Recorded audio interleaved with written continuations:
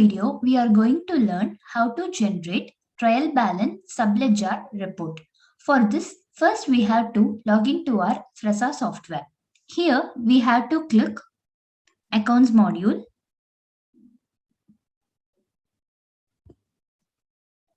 Select Trial Balance Reports. In this, click Trial Balance Subledger. First, we have to select the date range.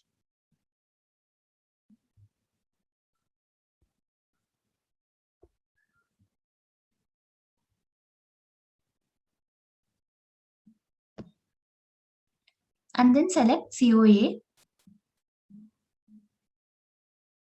And then click Submit. The report will display on the screen. You can download the report by selecting Download option.